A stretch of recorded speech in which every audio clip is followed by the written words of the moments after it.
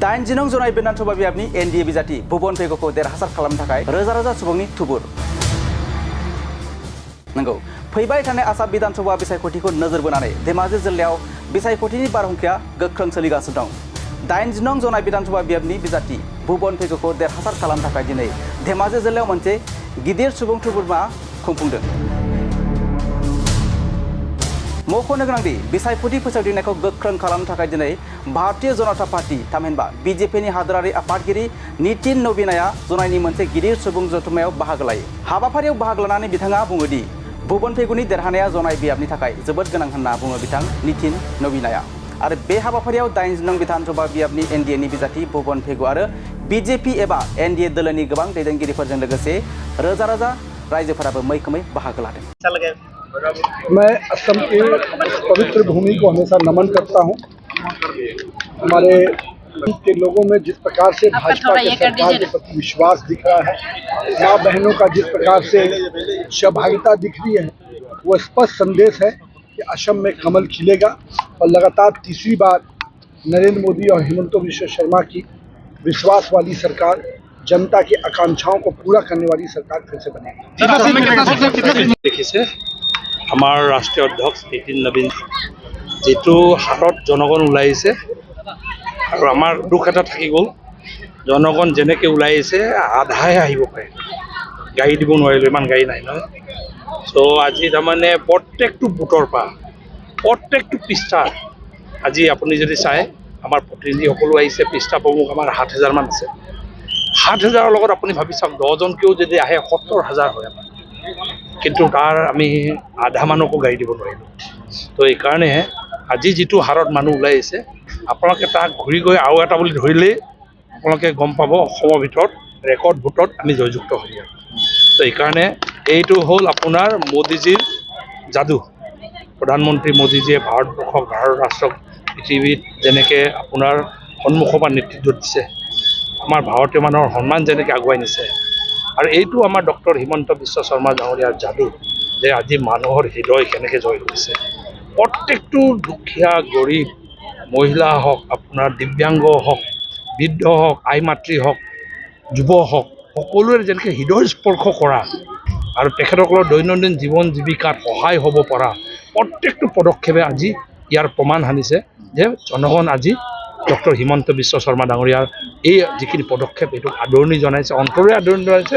আৰু লগতে ভাৰতীয় জনতা পাৰ্টি, অসম গণ পৰিষদ, সন্মিলিত গণশক্তি, UBPO, BPF যিটো এলায়েন্স আছে, ৰেইনব' এলায়েন্স, অসমৰ বিশেষকৈ খিলঞ্জীয়া মানুহক লৈ যিটো এলায়েন্স হৈছে, এই এলায়েন্সে অসমৰ বাংলাদেশী মূলৰ মিয়াৰ যিটো আগ্ৰাসন, সেই আগ্ৰাসনক নেতৃত্ব দিয়া সেই কংগ্ৰেছৰ নেতৃত্বত যি এলায়েন্স আছে, সেই এলায়েন্সক উফৰাই পেলাব অসমৰ প্ৰধানমন্ত্ৰী। বিৰোধী কেনেধৰণৰ হ'ব ওলাইছে আপোনালোকৰ ইয়াত জনাই? আপুনি আজি নিজে হিচাপটো কৰক, ইয়াত ক'ৰ পৰা কেনেকৈ বিৰোধী ওলাব। আৰু বিৰোধীয়ে একেবাৰে ভোট নোপোৱাকৈ নাথাকে, তাৰমানে আজীৱন কিছুমান মানুহ কংগ্ৰেছটো এৰিব নোৱাৰা কিছুমান মানুহ আছে। আৰু তাৰ মাজতে আৰু যিমান ভাল কাম কৰিলোঁ, আপুনি যিমান ভাল কাম কৰিলোঁ, যিমান সহায় কৰিলোঁ, কিছুমান মানুহ এনেও আপোনাৰ বেয়া পোৱা মানুহ থাকে, এনেকুৱা 10% মান মানুহ আছে, সেই ভোটটো চাগে আমাক নিদিয়াকৈ বিৰোধীক দিব।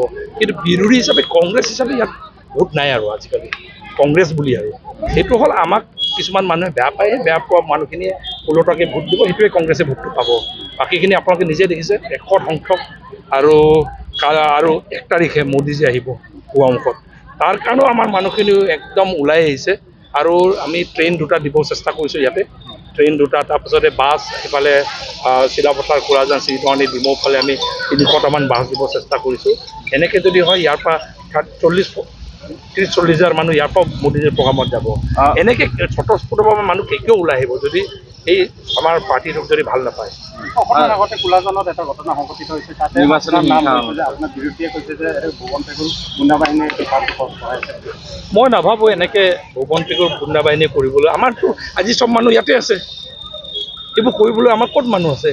সেইবোৰ হ'ল চাওক, এতিয়া বিৰোধীয়ে ৰাস্তা পদূলিৰ ক্ষেত্ৰত আমাক সমালোচনা কৰাৰ জেগা নাই। যিখিনি ডেভেলপমেণ্ট হৈছে, হস্পিটেলে হওক, শিক্ষা অনুষ্ঠানেই হওক, মানুহৰ দুখীয়া মানুহক যিখিনি অৰুণোদয় প্ৰদান কৰাৰ পৰা আৰম্ভ কৰি যিখিনি ডেভেলপমেণ্ট এজেণ্ডা লৈছোঁ, ডেভেলপমেণ্টত কণ্টেষ্ট কৰিব নোৱাৰে আমাক। সেইকাৰণে আমাক বদনাম কৰাৰ কাৰণে এটা চক্ৰই বদনাম কৰি চিম্পেটি আদায় কৰাৰ কাৰণে এদিন এটা ৰাতি পাইছোঁ আমাৰ কোনো কৰ্মী ক'তো জড়িত নহয়, আমাৰ মানুহবোৰ ব্যস্ত আমাৰ কেম্পেইনত নিজৰ ঘৰতে দুটা শিলগুটি মাৰি একো জখম নাই, কোনো ঘৰৰ একো আচবাব এনে আৰু SMPD লোৱাৰ কাৰণে টিভি মাতি আমাক এনেকৈ কৰিলে এনেকৈ কৰিলে। যোৱাকালি ৰাতিও খবৰ এটা পাইছোঁ নিজৰ ভিতৰত সিহঁতৰ কাজিয়া হৈছে, মদ খাই মেলি ৰাতি 10:30 এনেকৈ সন্ধিয়া। তাৰপাছতে নিজৰ মাজত কাজিয়া হয়, সেইটোক বোলে আকৌ দুজন মানে আলোচনা কৰিবলৈ সেইটো বিৰোধীয়ে আমি কৰিছোঁ বুলি দেখাব লাগে বুলি আকৌ থানাত কেছ এটা দিছে। মই ভাবোঁ চাওক, এতিয়া কংগ্ৰেছটো ইয়াত যিহেতু আধা কংগ্ৰেছ ওলাই আহিলে, এতিয়া পুৰণা কংগ্ৰেছ আৰু যিখিনি আমালৈ গুচি আহিলে সিহঁতৰ মাজত এতিয়া কাজিয়া এটা হৈ আছে যে আমাক এৰি থৈ কিয় গ'লি, আৰু বাকী যিখিনি আমালৈ গুচি আহিলে সিহঁতে বাকী কংগ্ৰেছকেইটাক কৈছে এইবোৰ কৰি কি লাভ, তো সিহঁতৰ মাজতে কাজিয়া এটা হৈ আছে, আমাৰ মাজত নাই।